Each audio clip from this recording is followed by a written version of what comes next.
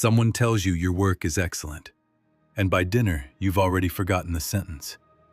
Someone tells you it's mediocre, and you're replaying it at 2 a.m., 3 years later, in the shower, during a walk, in the middle of a completely unrelated argument with someone else.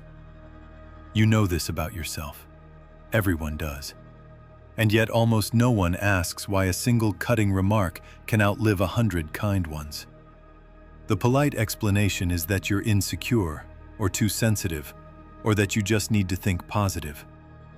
That explanation is wrong.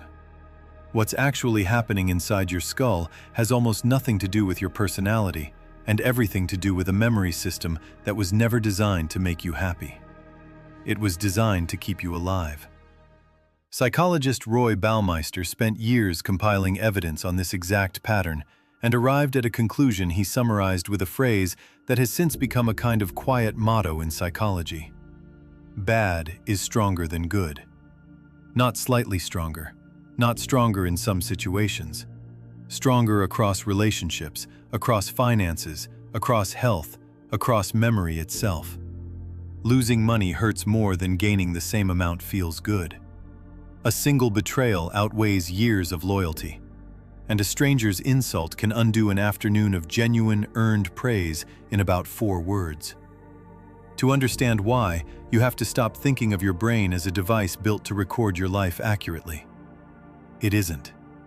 It's a device built to keep the organism carrying it from dying before it can reproduce. Accuracy was never the goal. Survival was. And for almost the entire span of human existence, survival depended far more on noticing threats than on noticing pleasures. Consider what happens when a piece of fruit tastes good. You eat it, you feel satisfied, and if you never see that fruit again, nothing catastrophic happens.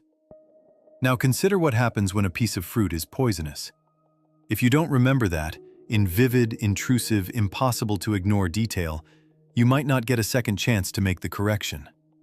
The cost of forgetting a threat is potentially fatal.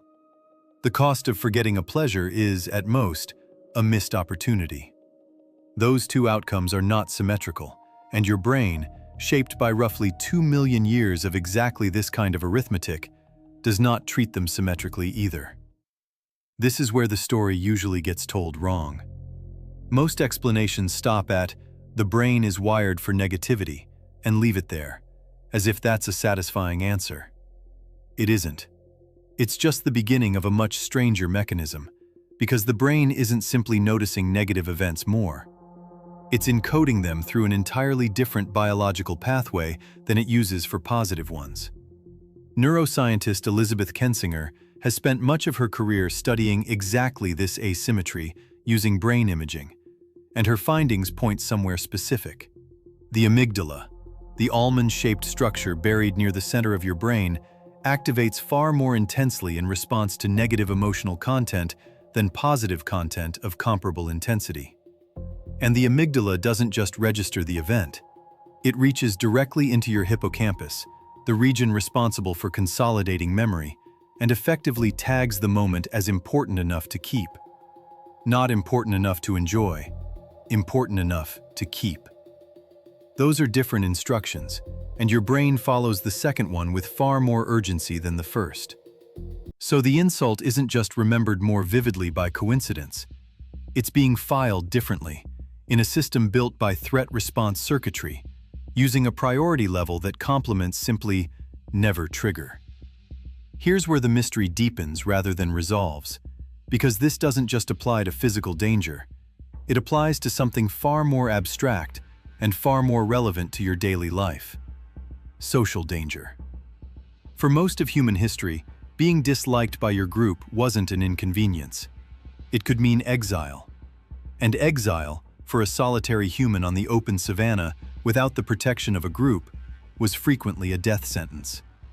No claws, no armor, no real speed to outrun a predator. Just each other. Which means the machinery your brain uses to detect a lion in the grass is largely the same machinery it uses to detect contempt in someone's voice. Psychologists Paul Rozin and Edward Roisman formalized this into what they called negativity dominance, showing across dozens of studies that negative information simply carries more psychological weight than positive information of identical magnitude, and crucially, that this weighting shows up most strongly in exactly the domain you'd expect if the root cause were social survival: reputation, trust, and belonging. A single act of betrayal from a friend does more damage to your model of that friendship than years of reliability did to build it. One dismissive comment from a colleague can outweigh months of a functioning, even pleasant working relationship. This is the part that should genuinely unsettle you. Your brain isn't malfunctioning when an insult sticks. It's doing exactly the job it evolved to do, using exactly the tools available to it. Applying an ancient threat detection system to a modern world made almost entirely of speech, opinions, and social approval instead of predators. The lion is gone. The circuitry that used to watch for it is still fully operational. And now it's aimed at your group chat, your performance review, your last conversation with your partner. Which raises an uncomfortable question. If the mechanism is this old and this deeply wired, why does it still feel personal? Why does it feel like this particular insult from this particular person means something uniquely true about you, rather than feeling like what it actually is? A several million-year-old alarm system doing its job a little too well in an environment it was never built for. Part of the answer is that your brain doesn't just remember the negative event, it rehearses it. Cognitive scientists studying rumination have found that negative memories are more likely to be spontaneously replayed than positive ones, and each replay acts almost like hitting save again, strengthening the neural pathway a little further. A compliment gets encoded once and largely left alone.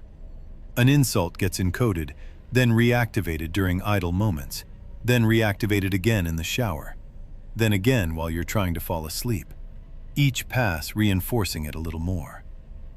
You're not remembering the insult because it was more true. You're remembering it because your own mind keeps reteaching it to you. And this is where the twist that actually explains your daily life shows up.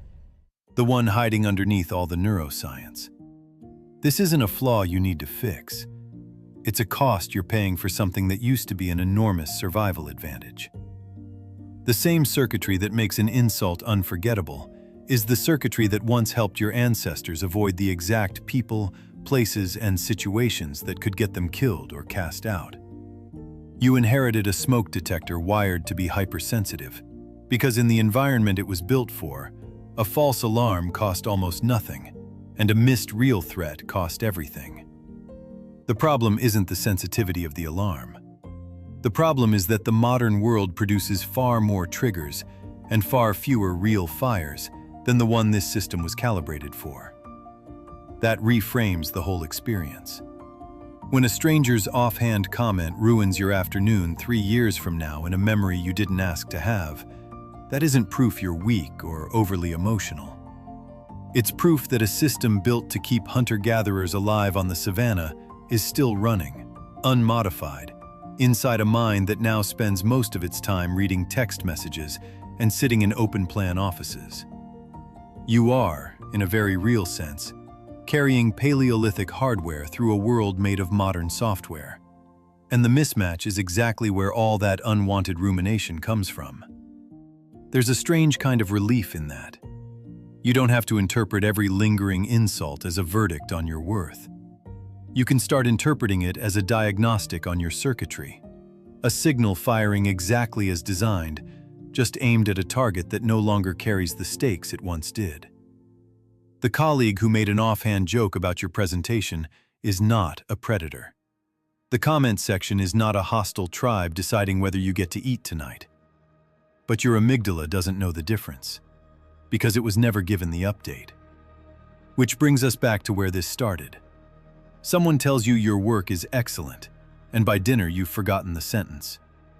Someone tells you it's mediocre, and you're still turning it over years later. You now know that isn't a character flaw. It's a message from deep inside your own timeline, sent by ancestors who survived long enough to become you precisely because they remembered the danger and let the good moments pass quietly by. The insult stayed. The compliment left.